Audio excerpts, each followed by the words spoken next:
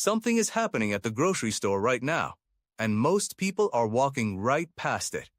Not because they don't care, not because they aren't paying attention, but because the entire strategy behind what is happening depends on you not noticing.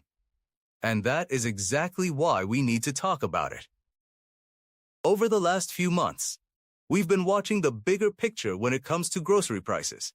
We've talked about the pressures building behind the scenes from rising input costs, supply chain issues, higher transportation expenses, and the challenges facing farmers and food producers. We've looked at the warning signs that could impact what you pay later this year. But today, I want to bring this conversation down to the aisle level. Because while all of those larger forces are working their way through the food system, something is already happening right in front of you. It's happening today. It's happening this week. And it's happening every time you walk into a grocery store. Packages are getting smaller. Products are changing. And in many cases, you are paying the same price or even more for less than you used to receive.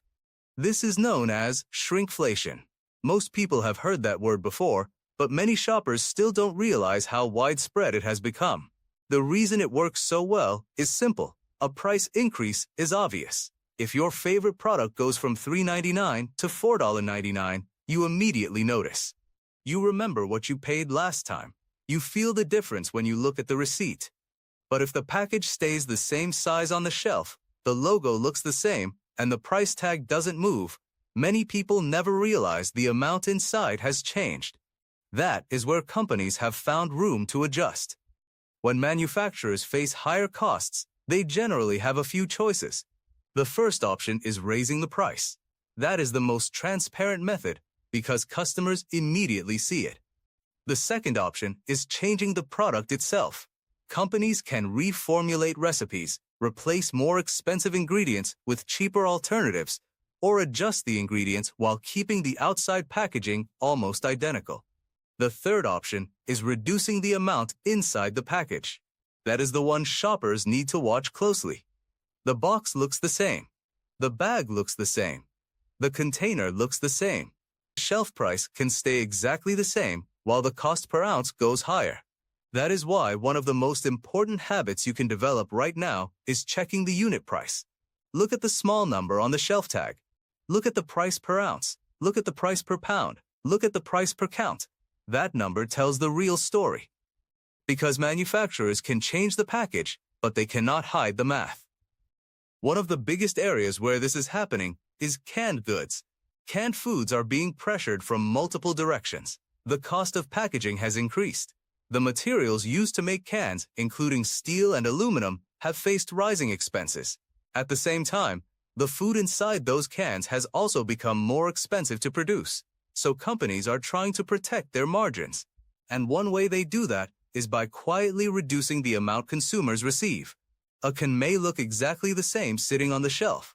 Same brand, same design, same price. But the amount of food inside may not be what it was a few years ago. For families who rely on canned soup, beans, vegetables, or tomatoes as pantry staples, this matters. Because even a small reduction adds up over time. If you buy a product every week, getting slightly less each time means you are buying more often throughout the year. The difference may not be noticeable on one purchase, but over months and years, it becomes a real increase in your grocery bill. The next category to watch is pasta and bread. Pasta is one of those foods many families buy without thinking.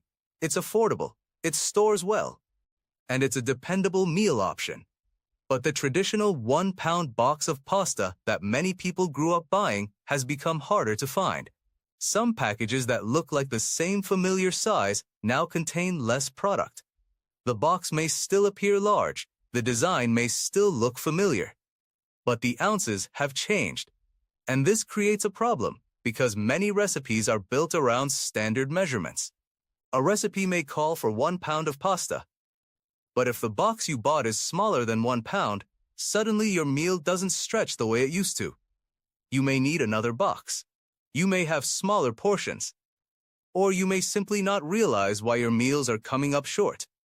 Bread is another area where shoppers have noticed changes.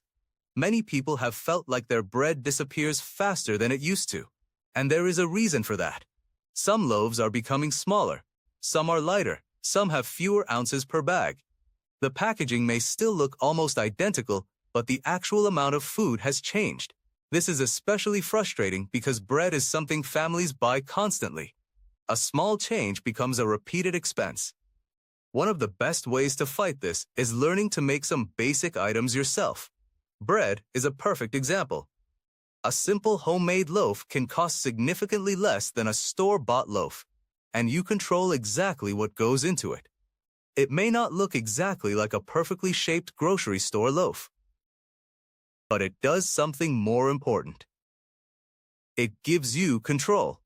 Another category where shrinkflation has become very noticeable is coffee. For many households, coffee is not optional. It is part of the daily routine. For years, many coffee bags were sold as a standard 1-pound, 16-ounce package. But that standard has slowly changed. Many coffee brands have moved towards smaller bags. The packaging looks similar. The price may look familiar. But there is less coffee inside. For someone who drinks coffee every day, that difference adds up quickly. A smaller bag means you run out sooner. Running out sooner means buying more often. And over the course of a year, that can significantly increase what you spend. Coffee prices have also faced pressure from global supply issues, including challenges affecting major coffee-producing regions. That means consumers are being squeezed from both sides, higher prices and smaller packages. For coffee drinkers, building a reasonable supply ahead of time can make sense.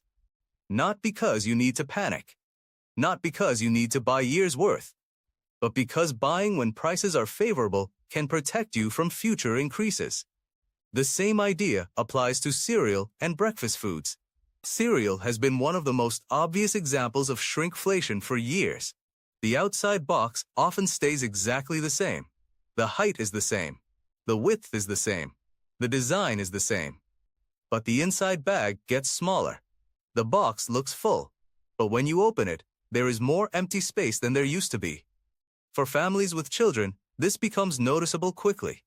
A box that used to last 7 breakfasts may now only last 5 or 6. That means more trips to the store, more boxes purchased.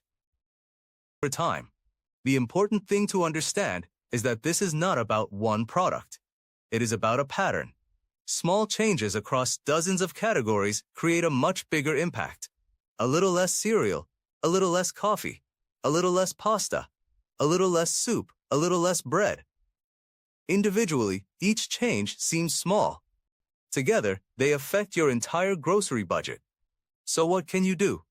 First, slow down while shopping.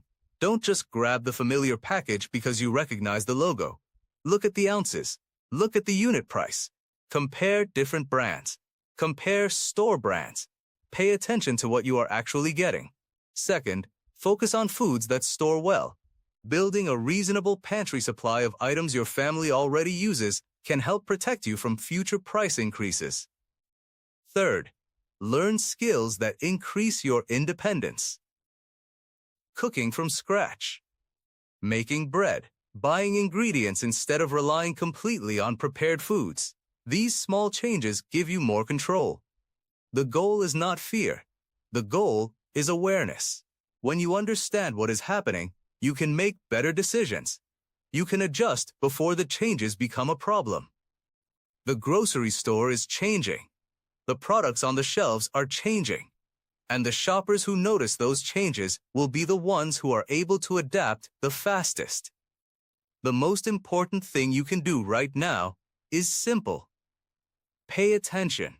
Check the labels. Know what you are buying. Because the biggest increases in your grocery bill may not always come from a higher price tag. Sometimes they come from getting less than you used to.